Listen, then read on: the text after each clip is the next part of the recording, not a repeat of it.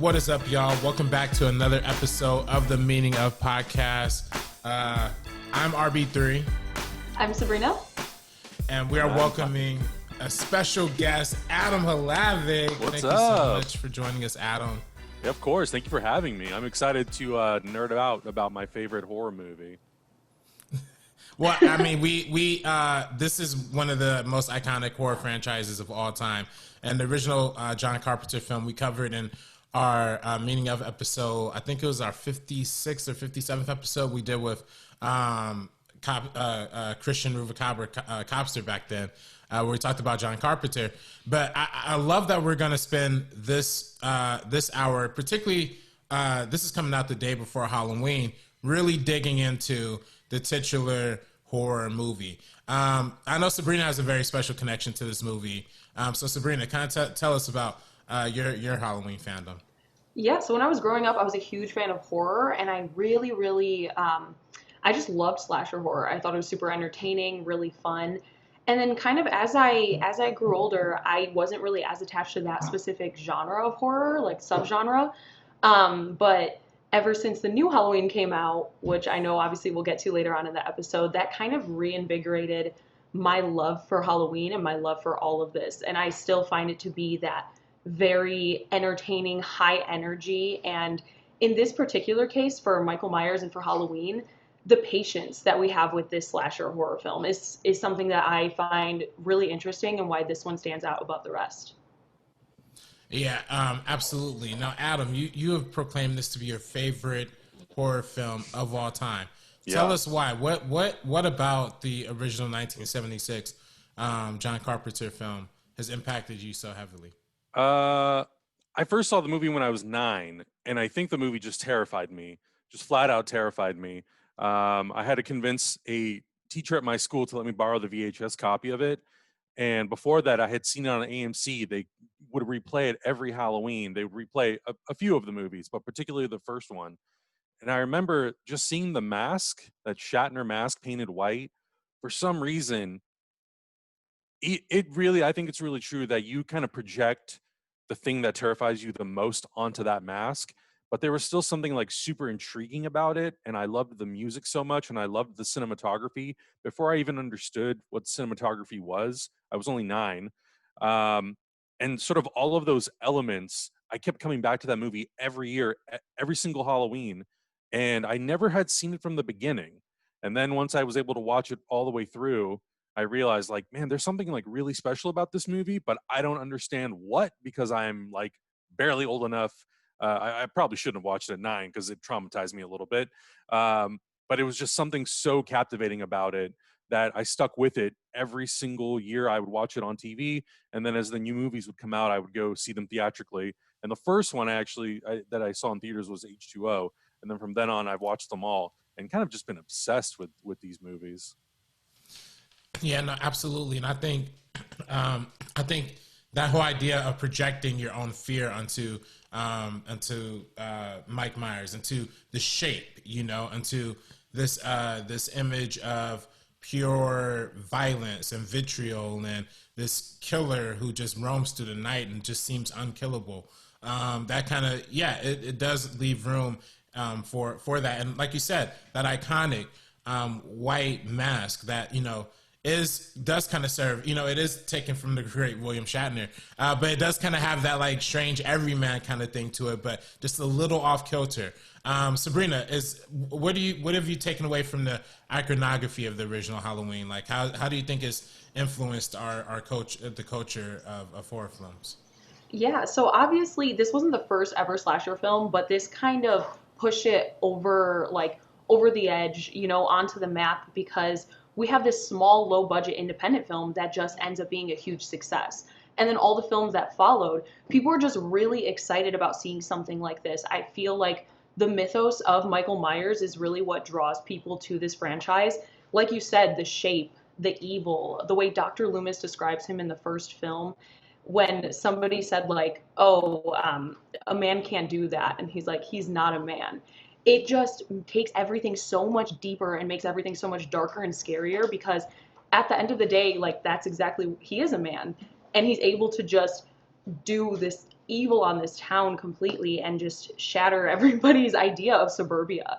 This like quiet little sweet town in Illinois. I grew up in Illinois, so I'm very, very well acquainted with Illinois suburbia. And the way we kind of are shown this town in the beginning of the first film and all the Halloween decorations and how the people interact with each other, it does seem like really wholesome and really sweet. And definitely something that we've seen in our own childhoods. And then for everything to kind of be shattered that night, I just think it's definitely something really terrifying. And then, of course, we have the final girl trope with Laurie Strode. And that's something that I've always loved. I love to see, you know, the like heroine just come out on top at the end, especially when she's up against a villain like Michael Myers. Yeah, and just to add to that, I think like in terms of the mask, when Loomis describes Michael Myers and he says he's got the blackest eyes, the devil's eyes, and you watch that movie, you never really see his real eyes, except for maybe one or two parts at the very, very end. And I remember very vividly when he breaks through the closet door when he's trying to get Laurie, there's a lamp or there's like a light on over his head. And even with that light, you still can't see those eyes. And I think for me, being so young, it like really kind of defined for me, like, yeah, he is just evil. He's this unstoppable force, which is why I think it's so genius that they call this character the Shape. And even though in the movie, he's never referred to it as that, just the idea that he's this unstoppable killing force, there's something really intriguing about that. And then Laurie just kind of being this character who, despite the fact that she makes a lot of mistakes, what she does and what that movie does, it really helps kind of like redefine, like you were saying, what slasher genre eventually kind of rolls into the 1980s and beyond, which I thought was so impressive that one small little indie movie could do that. And I think it's become more and more common as we've gone through the decades that it's always these small indie movies that come in and do something unique that people are like, oh, we need to capitalize on this. And they definitely did. And, you know, I think that's, you know, when we talk about, you know, that kind of ambiguity to the look and the lack of empathy you have towards a character like Mike Myers and that kind of fear and that kind of evil that kind of is encompassed in that mask. You know, we talked about on our First Cut live stream when we talked about our favorite horror movies, how, you know, a lot of times horror, especially during a particular time period, is a reflection of what people are fearful of, you know, during that age and during that period. And especially during the late 1970s when we're in a very post-feminist, we're getting into the second wave, or I believe third wave of feminism, entering the third wave of feminism, and having a transition of, you know, having a transition of power in the country, right? Like, you know, this is a post-Reagan era. A pre-Reagan era, post-Nixon era, where things are still kind of feeling corrupt, still kind of feeling anxiety from like Vietnam and all these like tumultuous times in the 60s and the 70s. There was a lot of fear and anxiety around the notion of the serial killer too. You know, the Zodiac killer was in the early 1970s there, you know, and there was a number of serial killers that were, it's particularly targeting young women. You know, so combined with the feminist movement during that time, with the fear and anxiety of these mysterious, unsolvable killers who, you know, go on these sprees, this movie kind of encompassed both of those fears and anxieties in one really tightly packed, really smart and inventive way, to where it, you know, a lot of slasher films and a lot of horror films at that time were very exploitative and were very much banking on the idea of killing women and harming women, and that's kind of was a selling point. But this was kind of one of the early movies to kind of subvert that narrative and to take hold of that, to where Laurie actually comes away walking away free. So I don't know, what do you think about that, Sabrina? Yeah, I definitely, this is one of those things where, you know, within this film and within a lot of slasher films, we always see like hypersexual activity between the teenagers, and then the final girl is always that like pure virginal type of character, and I always found that to be really interesting. And then with you talking about Michael Myers, another thing I loved about it, and I mentioned in the beginning, was the patience that he has. There's so many scenes that are so long and so drawn out, but the thing is, like, it works 100% within this film, where I don't think it would work in others. It's just the way John Carpenter kind of had this vision with this story. He walks so slowly, he's so menacing, he's so looming, and that goes to that aspect of his character and the kind of atmosphere that's created within this film with that buildup of tension, just really severe tension. And then the kills also lack a lot of blood. So it's something that you kind of mentioned compared to other slashers is that we're not seeing like violence against women and a ton of gore. Everything that we see, it's scary visually, but it doesn't go over dramatic to kind of scare us in that way. It makes it more real and something like, yes, this can happen to anybody and this is a realistic type of story. It's like they're going after babysitters and they're just going after normal people going about their lives on Halloween in a suburban town. And so that just added so much more suspense to it rather than just all this noise. It feels like even with the score and the sound design, everything's very meticulous. Like it's there for a reason. It's not there for purposes just to frighten us. And so that's definitely something that I really admire because, as we go on within the later films, we kind of lose that. But with this film, I really do believe that they nailed that completely perfect. Yeah, and I think, the opening sequence, it's one of the first times I believe they use the Panaglide camera system, and it just has such an effect, and the length that it takes to go from the outside of the house around the back, then back to the front, and all like that whole sequence. I think that really helps set the tone of like, this is a movie that takes its time, and you're gonna live in these scenes. These scenes are gonna breathe. You're gonna understand the atmosphere, and I think it also helped the tension too. It feels like every moment the score gets more and more dramatic. You feel this like energy, and I think the reason why I love the movie so much too is because it's not gory and bloody. I think in the later movies and even the remake especially, like it goes so overboard where I'm like, well, this just kind of lost its charm. We're just now spraying blood over the wall and praying that people are like, oh, this is good. And I think that's what makes the first movie so charming in that like weird way, is because it's so limited with what it can show us. I think it just makes it an overall better film, and it just relies on tension, suspense, the score. I have a hard time, like I understand why people call it a horror movie, but a lot of the times I'm like, it's a horror movie, but it's not what you would define typically as like horror, where it's just gore, blood, and guts. There's really none of that. You see blood a few times, so I think like all of those elements, I think really, I think that's why I gravitate towards that movie more so than a lot of the other copycats that came out later on, and why I like it over all the sequels as well.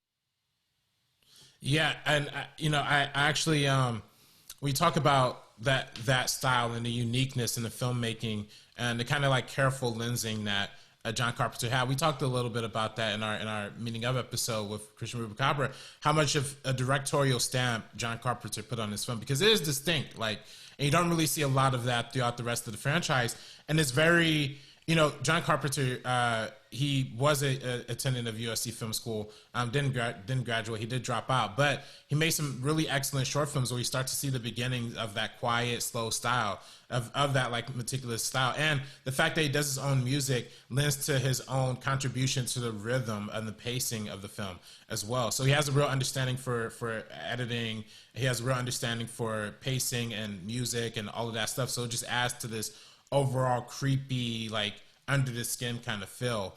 And, in a lot of ways, this movie could be categorized in more of a thriller category than an actual horror movie.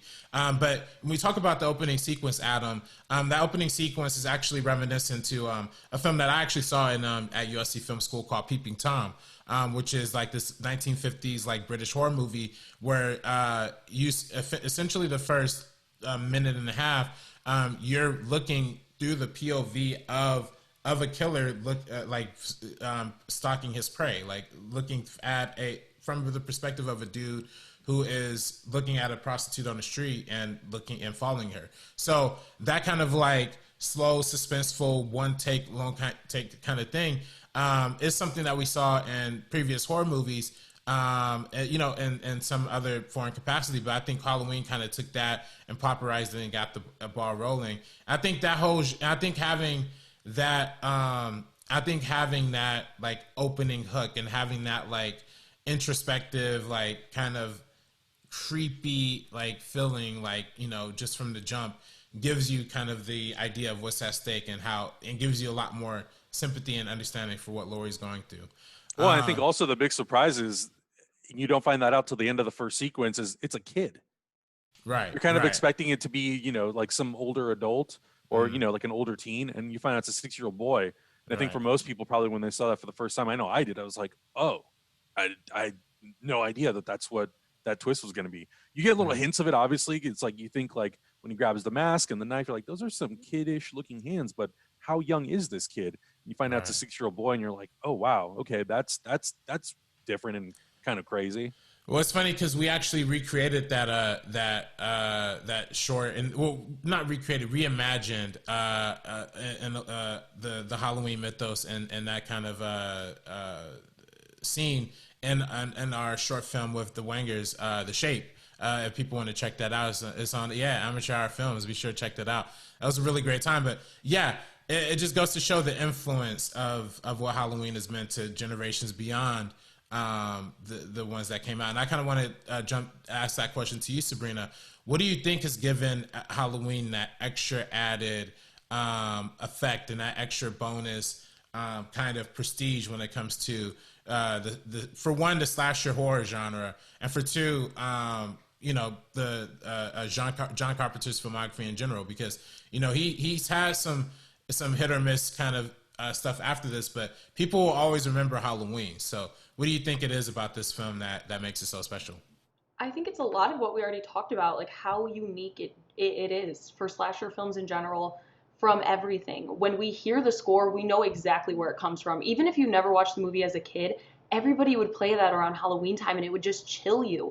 And it works perfectly within the film. The patience, the lack of gore, that's why I think it's worked so well and it stood the test of time because it doesn't exploit anything. It really shows you everything in a specific way that makes it more accessible to people who don't typically like horror. That's why I feel like a lot of people enjoy this one.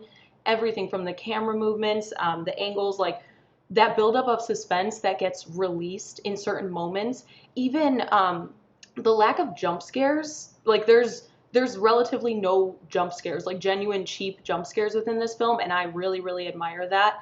And I just feel like a lot of people can watch this and enjoy it, and it's not anyone who only loves the horror genre, or for people who don't like it, they can see this and really enjoy it. So I think it's just something so special and unique. And that's why I think it's been difficult to kind of recreate the magic with the first one, with the films after it, and then obviously like the remake as well, which is hit or miss for some people. I personally enjoyed it, and I know we'll get into that in a little bit.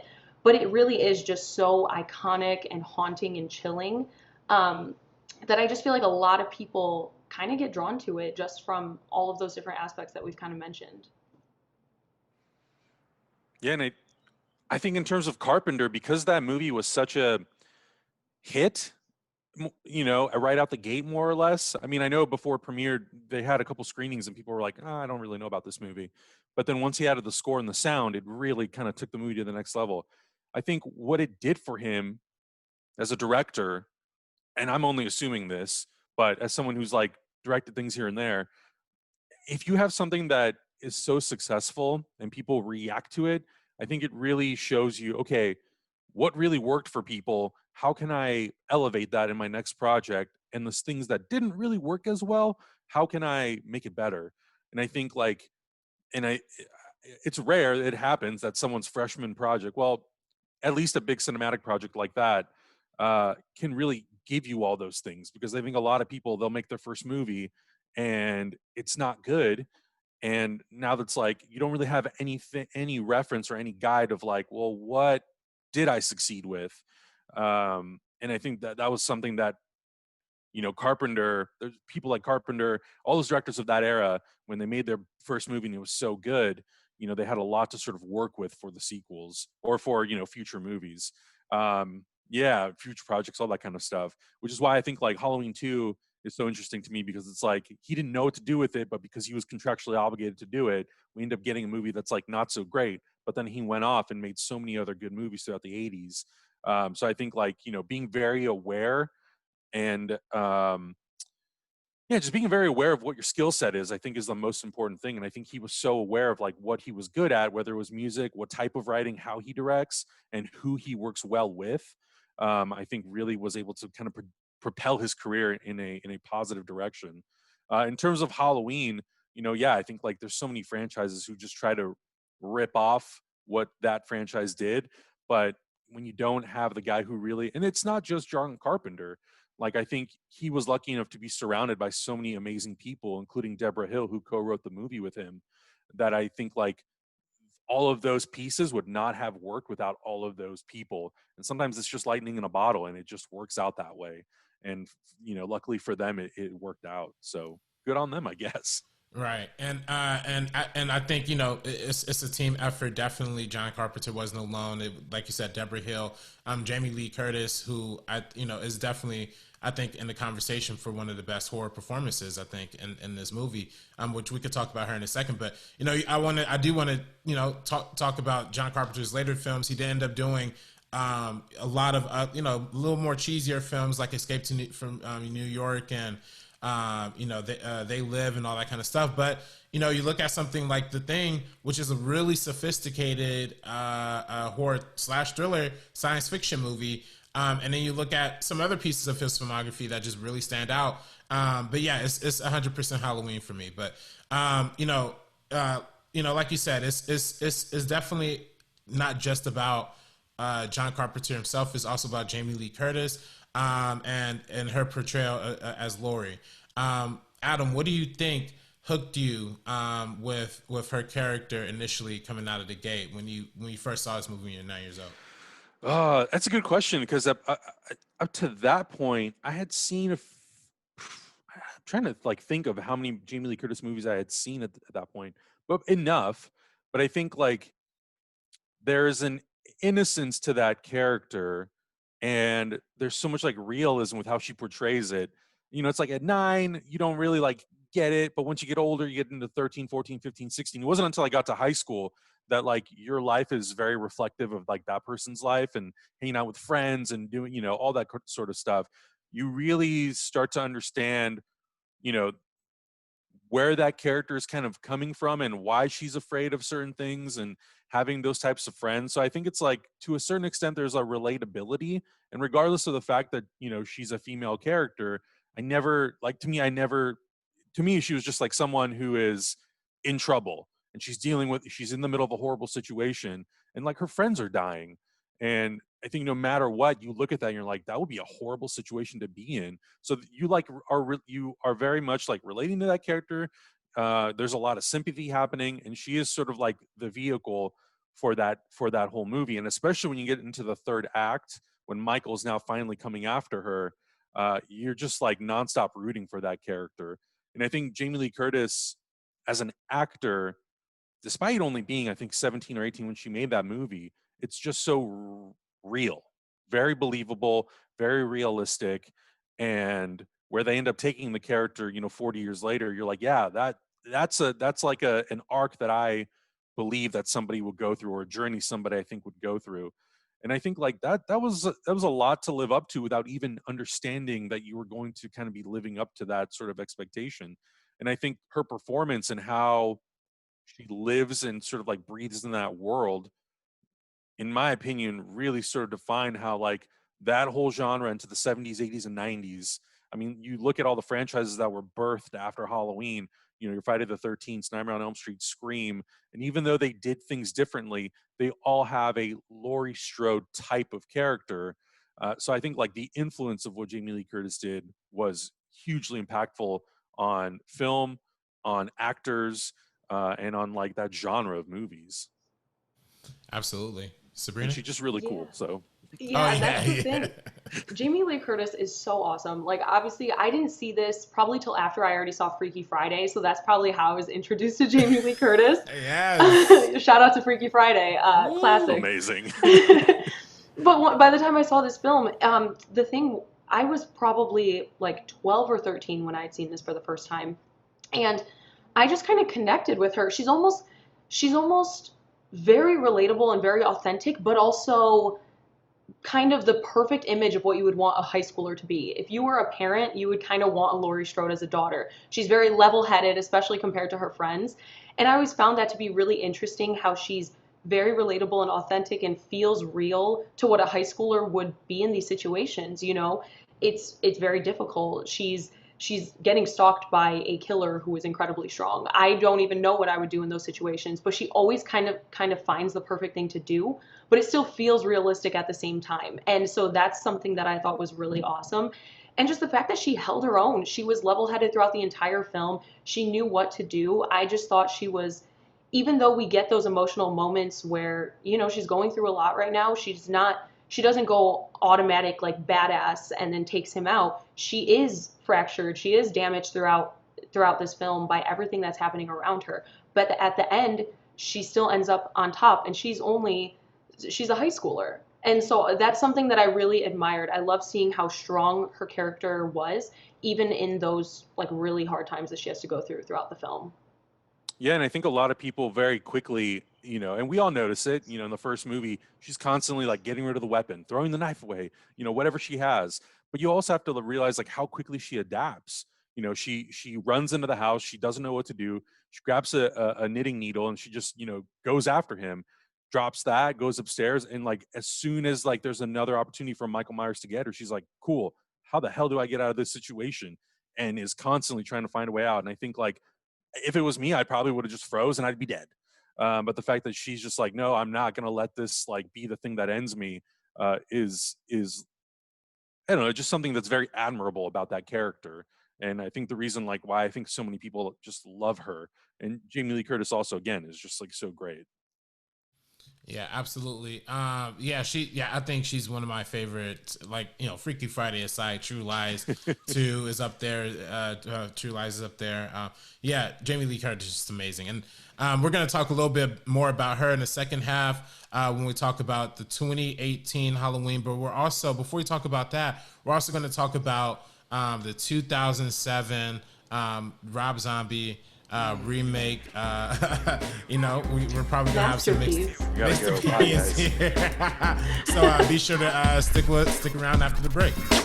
This ain't funny, so don't you dare laugh. With the 4/5 divide you in half. You getting at me equals a bloodbath. You do the math, take you out the equation.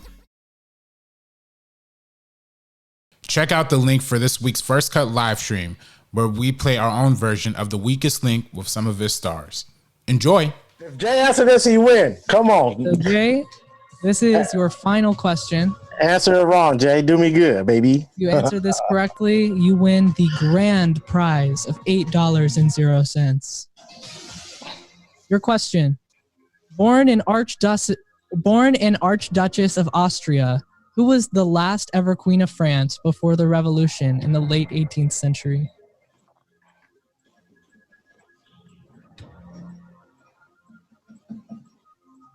Marie Antoinette? The correct answer is Marie Antoinette. I knew it. Congratulations, Jay. I knew it, you bitch. I knew it. I did. I was like, he gonna pull that one. I knew it. Off with her head, bro. Off with her head. Off with her head, yo. Jay is the winner of First Cut Lives, The Weakest Link, finally redeeming himself from the first episode. Jay, how are you feeling right now?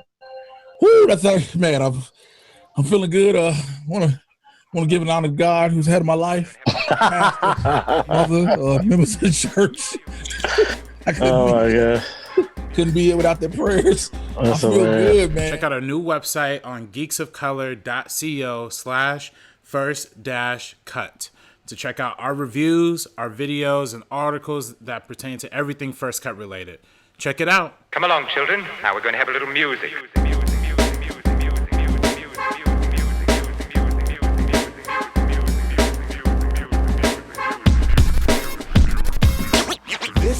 Welcome back to the Meaning of Podcast.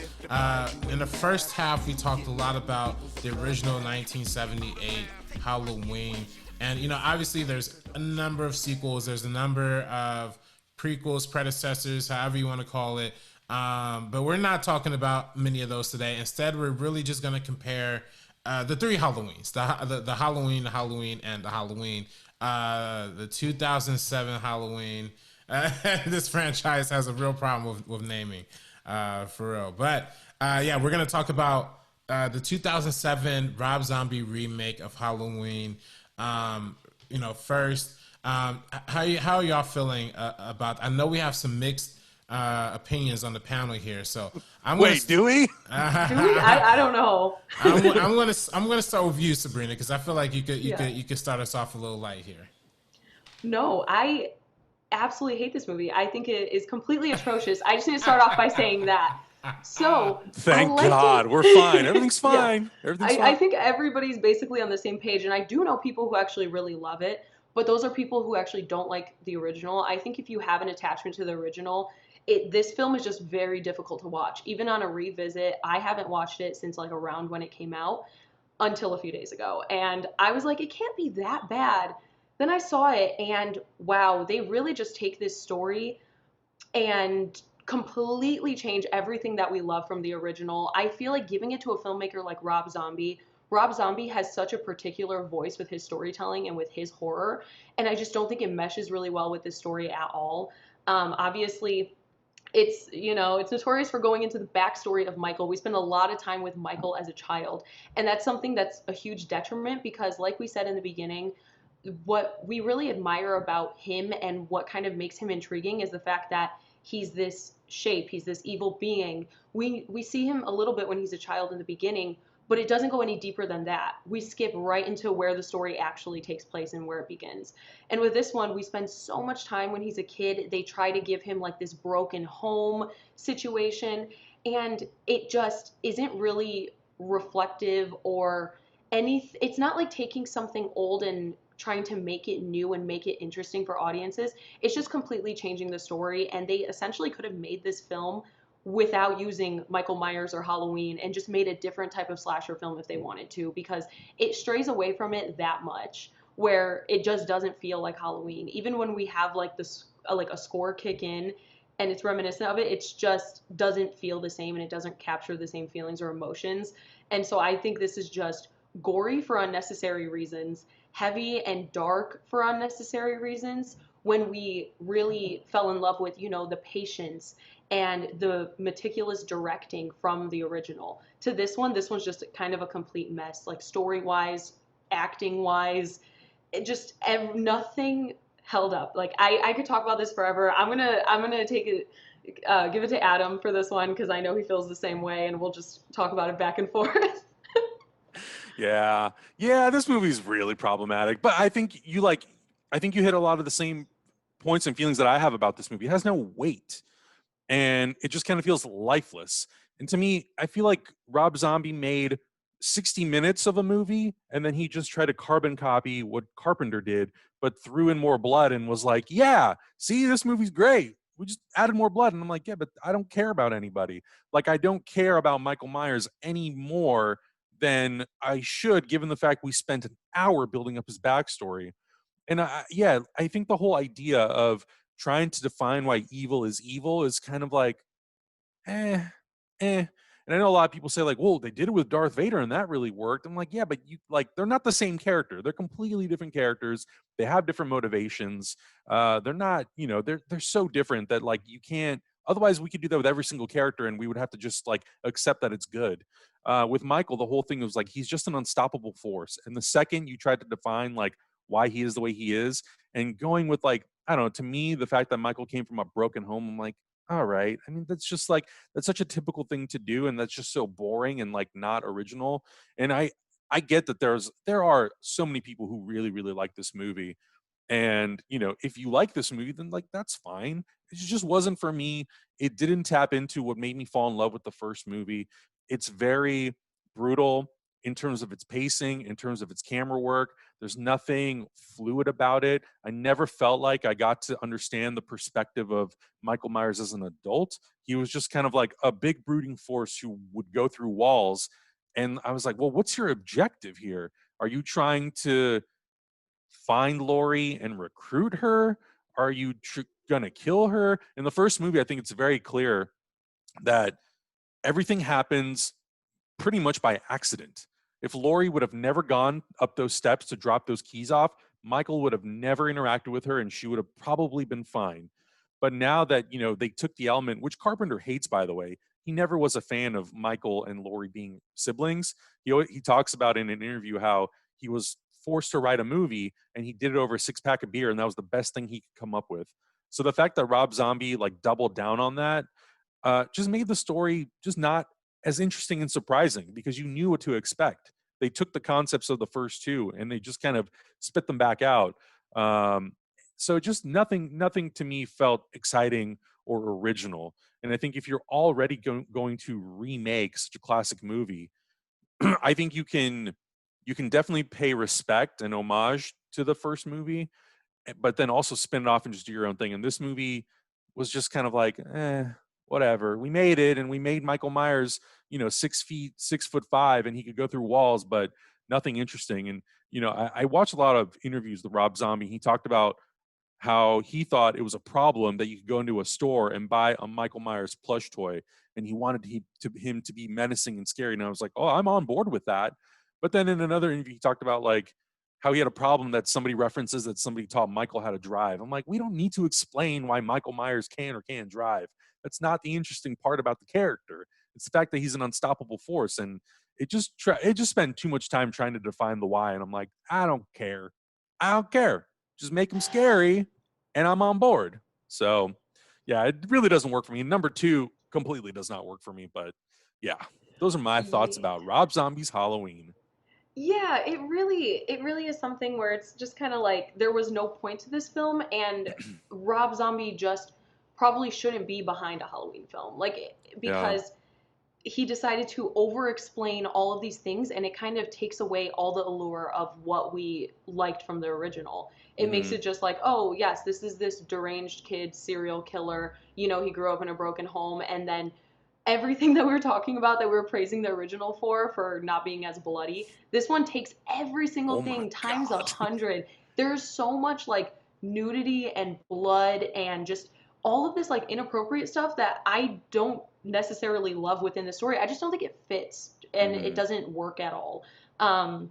So yeah, and then the second one is even worse. My so obviously, God. Yeah, Rails. Yeah, and It's bad. I always talk about how I applaud filmmakers for sharing their particular vision and voice with anything, and him wanting to put his stamp on the story. I just don't think it meshed well at all, and then it just gave us a mess. It gave us a mess of all these different stories, and then his mother, and none of it worked at all. And yeah, it's really lackluster, and it's honestly hard to watch most of the time just because of the pacing. The energy of the film is just completely off. It's just kind of atrocious, and I feel bad saying that, but it's just definitely not my type of thing. I think it takes everything we loved and alters it, and not in a good way. Then it just kind of goes south and goes negative. Yeah, and I think when I remember watching the trailer, when a trailer first came out, when I think it was when Grindhouse came out, and I was like, dude, I'm on board with this. There's little touches to the Carpenter movie. The trailer did a really good job masking all the problems with the movie. And I think, honestly, my biggest thing that I just can't stand in that movie, and it sucks because I love this actor so much, I cannot stand Dr. Loomis in this movie. He's just such a 180. Yeah, he's just such a 180 from how Donald Pleasance plays him. Because Donald Pleasance has this, you can tell that man is a little off his rocker. He's a little nuts. Malcolm McDowell kind of plays it a little bit more yeah, I'm a hippie from the 70s, and yeah, I was this guy's doctor, and yeah, he's just crazy. And I'm like, I don't believe anything you're telling me. I could not care less about him. I kind of hoped he would die at the end of the movie. And yeah, so it's just it just lacked the magic that I think that first movie, the original movie, had, and just that touch and that warmth and the levity. The jokes in the original Halloween movie, even though they're very subtle and there's not a lot of them, I think they help break the tension really well. In this movie, you watch it, and this movie's from 2007. It does not age well after 13 years. You watch it and you're like, these are really bad jokes. Whereas the 78 one, you can watch and you're like, it's a little cheesy, but it helps break the tension, and I like that about it. It just has that charm. And this one, I was just like, whatever. Yeah, and the humor, it's fitting for the time, for the 78 film. And in this one, like you said, I am just completely detached from every single character. the jokes that they have are just so over the top. When we're introduced to Laurie and like her mother, that entire scene was just so odd to me. I was like, I don't know how we're supposed to kind of have the same connection that we had with Jamie Lee Curtis and root for this character and hope she makes it out at the end. It just, yeah, I feel like it left so much to be desired for a Halloween film that it's like barely a remake. Like they just took Michael Myers and they took the same characters, but they did something completely different, but exactly the same at the same time. Like it's so hard to explain, but it's a mess. Yeah, I feel like it fits right into like those 2000. I feel like there's two things it fits into, right? That early 2000s, mid 2000s horror film that was really heavy on the exploitation and the torture porn and the super heavy on the gore and the violence, because that's really what stood out to me when I last time I remember seeing it. And also too, the obsession with the origin myth, right? The obsession with seeing exactly where everybody comes from, like down to every single detail. And we're seeing a lot of movies like that today. We're seeing some movies begin to move away from that, but this was definitely implanted heavily into that, and I think that was to the detriment of this film for sure. Yeah, and I think like you look at the timeline, and it's ironic that like 2 years after that, we got another Friday the 13th movie, and literally a year later, we got another Nightmare on Elm Street. All were remakes. None of them worked because I think they saw that like, oh, Halloween did really well. Rob Zombie did something smart there. We should copy paste that through all of our franchise. Well, New Line owned both of those at the time, but it was like, man, you guys really missed what made those movies special when they first came out. But is what it is. And sometimes you just can't remake the magic. Right. You just can't capture that exact same thing. You need a really talented team kind of behind it. You need somebody that really cherishes and loves what the idea is, because when you stray away from the things that makes it like really special, then that's when it's just not going to really connect with people. Even if it's a success at the box office, that doesn't mean the next one will be. That doesn't mean the one after that. You can't just continue on if you don't have a solid foundation. And this Rob Zombie film is not a solid foundation. Yeah. Truth.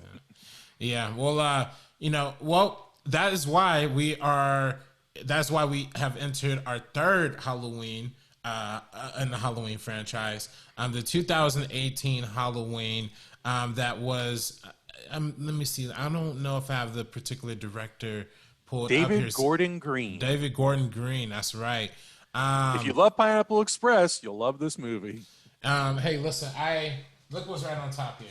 Right on top of my Steelbook collection, Pineapple Express. There you go. My favorite movies. My man. I actually really enjoyed this 2018 Halloween remake. It received a lot of critical acclaim and really was a revigorization to the Halloween franchise in the way that I think even surpassed the 2007 remake and surpassed any sequel that was even made, even more than H2O, which I also enjoyed too.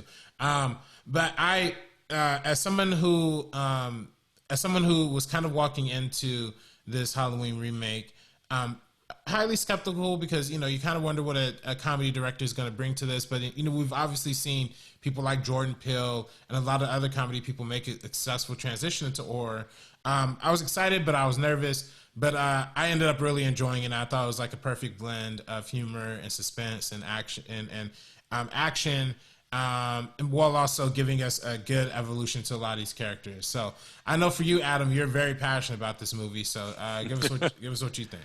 Yeah, I mean, I felt the same way. When I first read that David Gordon Green and Danny McBride were going to develop a Halloween movie, I thought was like, what? I love Pineapple Express. What? I was very confused. But then I thought the same thing. I'm like, hold on. There have been so many actors, directors who have transitioned through different genres and have usually done it. A lot of times have done it successfully. So I thought, okay, cool. I'm going to give these guys the benefit of the doubt. And the more I researched and found out how big of fans they were of the franchise and how they wanted Carpenter to be involved, and eventually finding out that Jamie Lee Curtis was going to be involved, I was like, this is fascinating. What is this movie? And then finding out, oh, it's going to take place 40 years later. They were kind of vague as to like whether or not it was going to take place after Halloween 1 or Halloween 2. So I think a lot of people for a while made assumptions of like, well, okay, is this a Michael Myers after he's been burned? Is Loomis dead? All this stuff. But then once they were like, nope, just the first movie. It's a direct sequel to Halloween. I was like, okay, this could be really fun. And I think this was like right around the time, like episode 7 had just come out, I think, like 2015. A year or two before, maybe like a year before they announced this. So I was like, okay, this is now the trend of Hollywood. We're going to revisit stuff from the past and catch up to it 30, 40 years later and see what's happened to these characters. So I was intrigued by that. The long gap sequel, which I've been trying to coin as a film term for a while. Long gap sequel, or which we've seen Force Awakens in 2015 alone. We saw The Force Awakens, Vacation, Mad Max Fury Road, and there was another one that came out in 2015 too, if I'm not mistaken. Oh, Jurassic World. So right. we have seen a number of long gap sequels kind of happening during that time, and this was kind of coming after that. So Sabrina, how do you think this film succeeded? And carrying on the mantle of the Halloween franchise? Well, it's kind of like just what I was saying about the Rob Zombie film, where if you're going to make a remake, you have to have people behind it that actually care about the story and have a particular love for it. And that's kind of the way that they can honor it, by really capturing the magic and the spirit of it, but also modernizing it and kind of making it more accessible to like modern audiences and kind of what we want to see in horror. So obviously we have that blend of the humor, and there is a lot more humor in this film than we would typically see like in the original Halloween film. But we have that humor, and some of it works for me, some of it doesn't, but by the end it's still enjoyable. I don't know. I loved how they added certain things like a horror true crime podcast. Things like that, I'm just like, that's really funny. I wonder how that is going to hold up in 40 years, if people are going to kind of see that and still understand that reference and that joke. And that's kind of what it is. I think people really enjoyed it because we see an evolution of the character that we fell in love with. We talked about how much we loved Laurie in this, and it's something completely different. We talked about her being that sweet, perfect, virginal woman, and then we see her as this like hardened badass. And that's what would happen if you go through trauma. If you go through trauma, there's a few different outcomes, and one of them would be ready for it to happen again. If it were to happen again, you'd be prepared. And that's exactly what she did. And we saw the demise of her relationship with her daughter, her relationship with her granddaughter, and things like that as a result of what she went through. So I actually really, really enjoyed that whole entire gap, and it being a direct sequel to the first one and not counting any of the other ones, because I feel like we get the next best like look at Laurie that we've had since the original, and it feels realistic and it feels authentic. And even the introduction to a lot of the characters that we met, it feels real to right now. Like, it feels like I would go into a high school and I would see all the kids that we were introduced to, and I had a connection with all of them. And that was so different from the Rob Zombie film, where I wasn't rooting for anybody. This one, I actually found bits and pieces of every character to love, and the children in the film were hilarious. Like, there was just a lot of really special things that stood out to me, and that's what made me enjoy it. I thought it was genuinely scary. This Michael Myers was absolutely brutal. The way he kills that child in the van is so scary. That's completely terrifying to me. I didn't think we were going to see that when I was sitting down and watching it in the theater. And the fact that they did it, but they did it in a tasteful way again, where it's not that gritty, dark, brutal just to be brutal. It's showing like, yes, again, this is that force that you were afraid of. We're just showing him now 40 years later. And so I absolutely loved it coming out of it. And I ended up seeing it a few times in theaters, and every single time, all the people around me were just like gasping, because you don't expect to see some of the things that we saw. And so I thought it was really awesome. Yeah, and I think you're right. I think this movie, or the 2018 movie, did a good job of, it's definitely gorier and bloodier, but it didn't take it to the extreme. I think it does it to sort of, I think it's also to just show you the evolution of the character. Because in the first movie, when he sets up the haunted house, it's pretty tame for the most part. But in this one, he's like carving up people's faces like pumpkins. And so I think it's just to like help kind of show the evolution of like, Michael is really pissed. He's been in prison for 40 years. He's coming back to get his revenge on Laurie without necessarily even understanding that that's what his path was going to be. And the thing with Laurie is, yeah, I agree. I think there are only two potential things that character could have done. Either she ends up, going off and just kind of like hiding in a corner and you don't know what happens to her, or she is somebody who very much like, I'm going to train up. I want to be completely aware of my surroundings. I want to protect my family. I'm not just going to be a victim. I want to be a survivor, and I want and like really define what that was. And I think that's what I really loved about the take on that character. It wasn't just because H2O, I think, plays with that idea a little bit, but not to the extent that this movie does of like the trauma. Like Laurie moves on in H2O, and there's little bits of like, yeah, I'm definitely traumatized by what's happened, but I think this movie did a much better job, and it really expanded on like, well, what would this be like if 40 years ago you were nearly brutally murdered by someone, and he killed so many of your friends? Like, what would that do to you mentally, physically? How would that affect your relationships in the real world with people, your marriages, your relationship with your kids? And I love that movie really dove into that, because it didn't have to. I think a lot of people would have just been excited to see Michael Myers and Laurie again. And I think some of the beautiful touches of paying tribute to and homaging things from almost all the movies, I would say. There's so many references to all the movies in this one. The big thing that did it for me was when I went to Comic-Con and I saw that one shot of walking through all the houses, and I thought, like, this is a movie that's being made by people who love and respect Halloween, John Carpenter, Jamie Lee Curtis, like the whole thing. So it really like restored a lot of faith for me as a fan.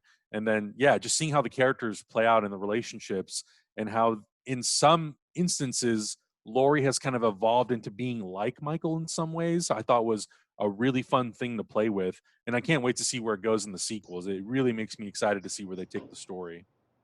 Yeah, and like you said, it really, the trauma that Laurie goes through and that leads her to where she is now, I think they handled that so beautifully. And I think they expanded upon ideas from the original, and they were able to kind of explore a lot of things in this one, obviously, because we're revisiting these characters 40 years later.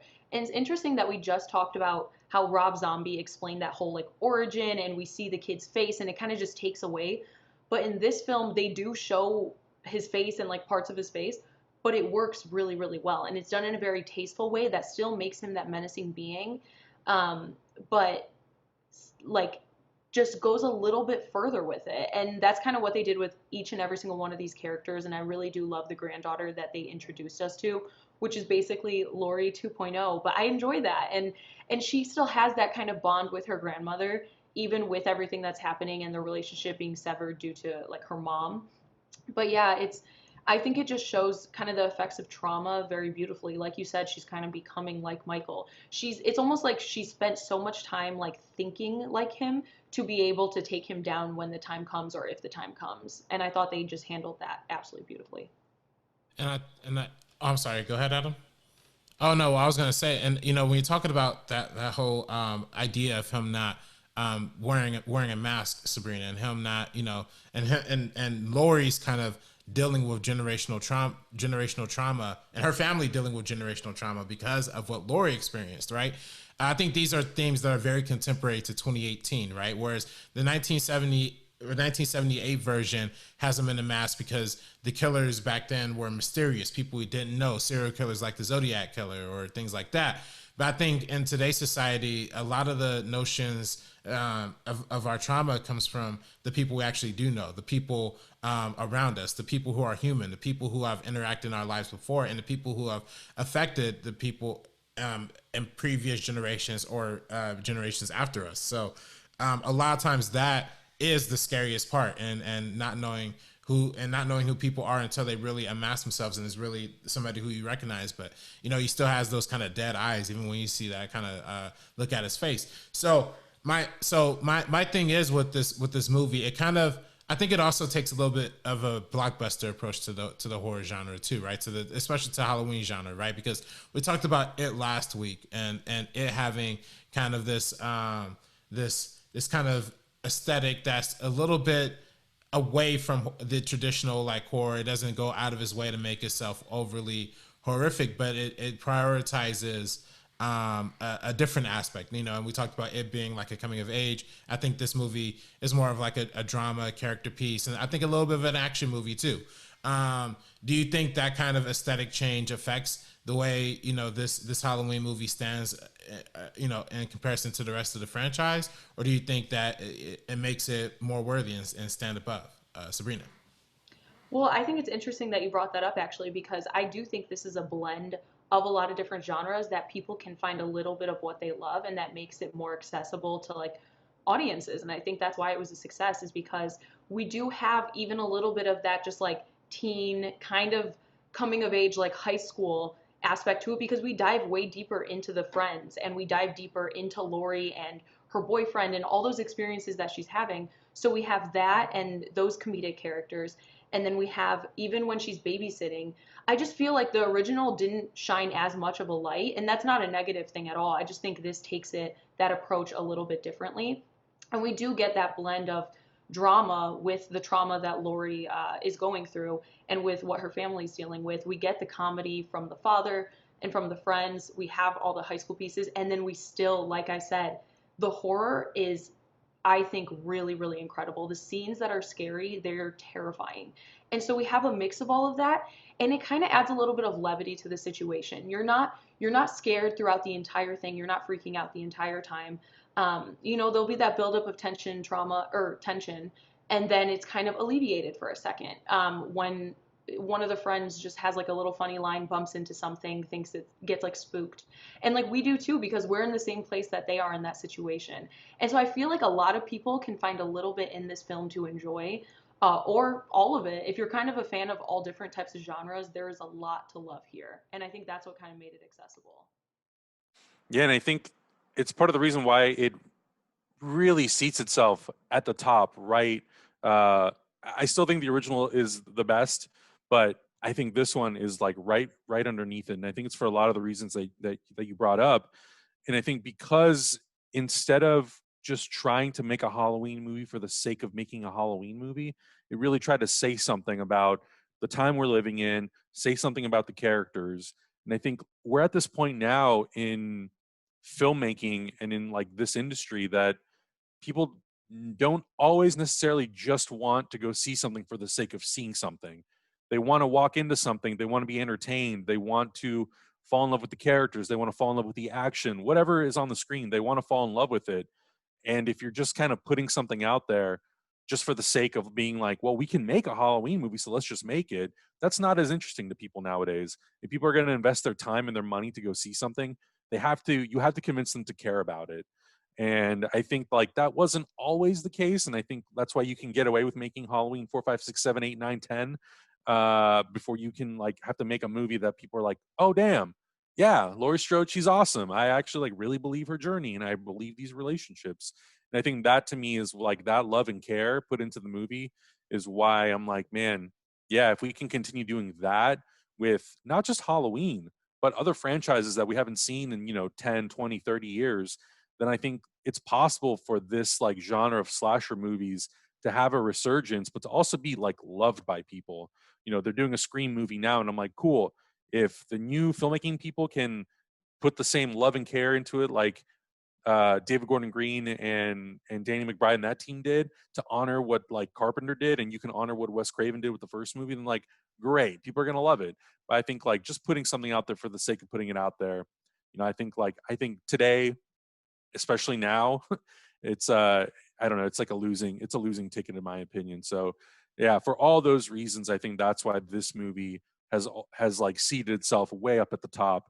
The respected pace to the original, the respected pace of the characters, how it builds them out.